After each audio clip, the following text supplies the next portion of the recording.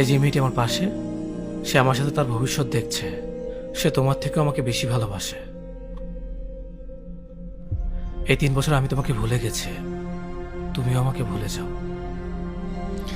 চলো না আমরা আবার সবকিছু ঠিক করে নেই।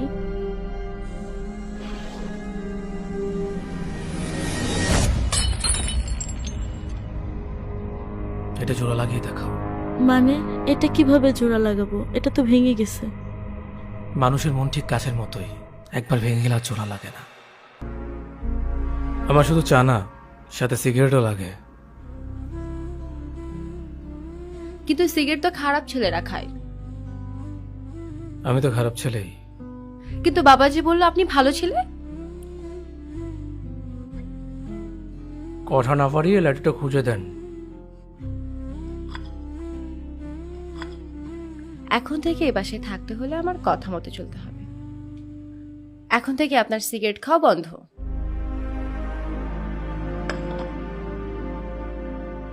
খবরদার, আমার পার্সোনাল বিষয়ে একদম নাক গলাবেন না। আমি আপনাকে বিয়ে করেছি ঠিকই, কিন্তু স্ত্রীর অধিকার দেয়নি। এটি শুধু নিয়ম রক্ষার বিয়ে।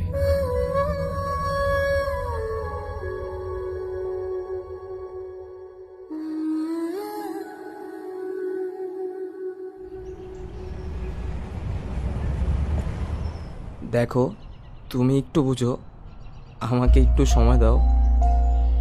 আমি আগে কিছু একটা করি, তারপর আমার ফ্যামিলিকে তোমার কথা জানাই। তারপর যদি তারা না মানে, আমরা পালিয়ে যাব। তুমি প্লিজ এরকম করো না, প্লিজ। দেখো, আমার কিছু ভালো লাগতেছে না। আমি জানি না আমি কি করব। যাও তো, পা ছাড়ো।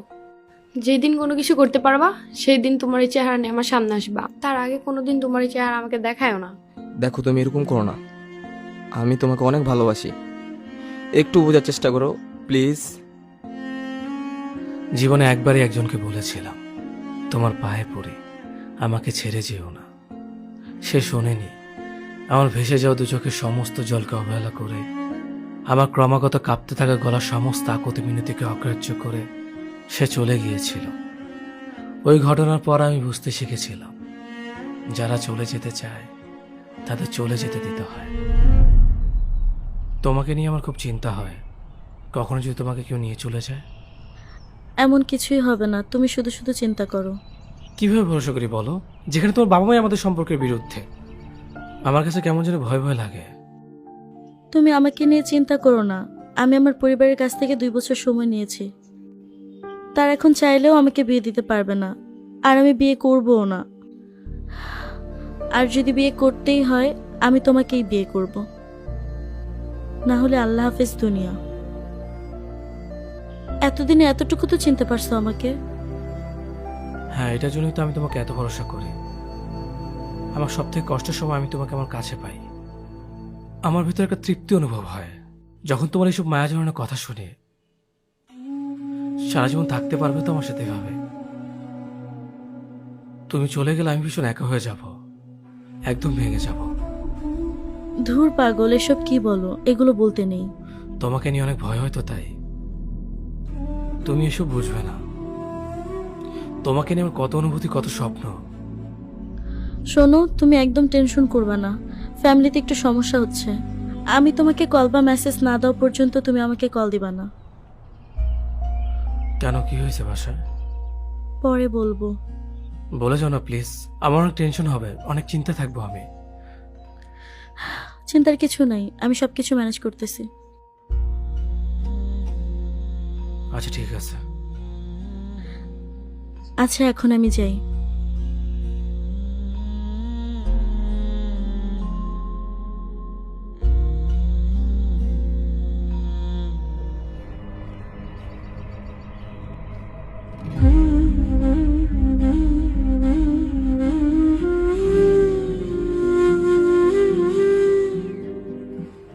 কে এই ছেলে?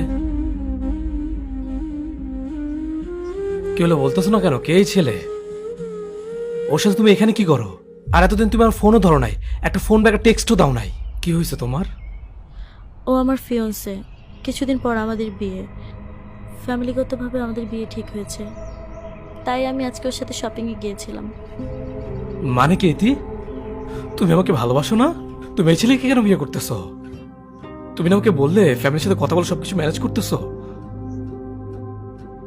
আমার তো কিছু ঠিক লাগতেছে না। আমি তোমার কথা কিভাবে বলবো আমার ফ্যামিলিতে? কি করো তুমি? কোনো যোগ্যতা আছে তোমার? আর এই ছেলেকে দেখো, যেই কোম্পানিতে চাকরি করে মাসে লাখ টাকা ইনকাম করে। আমি কিভাবে থাকবো তোমার এমন একটা অনিশ্চিত ভবিষ্যৎ নিয়ে? আমি তোমাকে অনেক ভালোবাসি, তুমি বাসায় একটু ম্যানেজ করো। তুমি এই ছেলেকে বিয়ে করো না, আমাকে একটু সময় দাও, আমি সবকিছু গুছিয়ে নেবো। প্লিজ তুমি আমাকে ছেড়ে যেও না।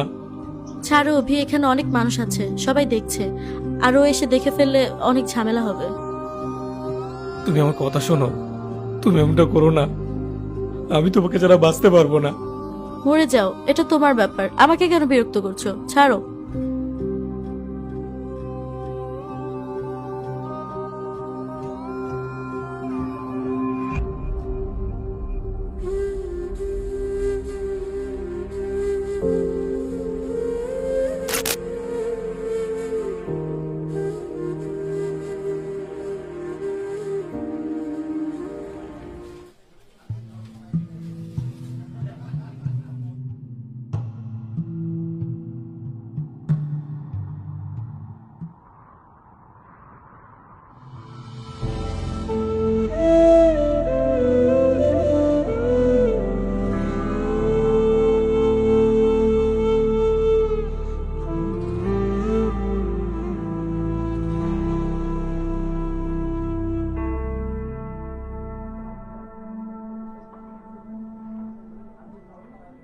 তুমি এখানে? তোমার জন্য অপেক্ষা করছিলাম। মানে আমি যে এখানে আসবো তুমি কিভাবে জানলে? এখানে একদিন আসার পর পুরনো সেই ওয়েটারটি বলল তুমি নাকি এখানে মাঝে মধ্যেই আসো। তাই আমি তোমার সাথে দেখা করার জন্য রোজ এখানে অপেক্ষা করি। তোমার এই অবস্থা কেন? অভি, আমি তোমাকে ছাড়া ভালো নেই। চলো না আমরা সবকিছু ঠিকঠাক করে ফেলি। আমি কখনো তোমাকে ছেড়ে যাব না, তোমাকে আমি আর কোনো কষ্ট দিব না।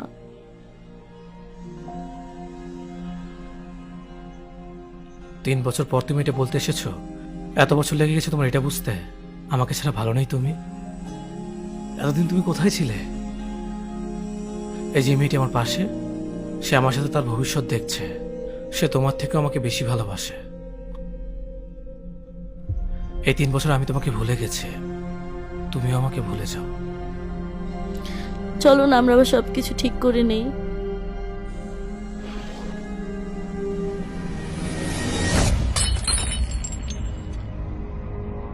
এটা জোড়া লাগিয়ে দেখাও। মানে এটা কিভাবে জোড়া লাগাবো? এটা তো ভেঙে গেছে।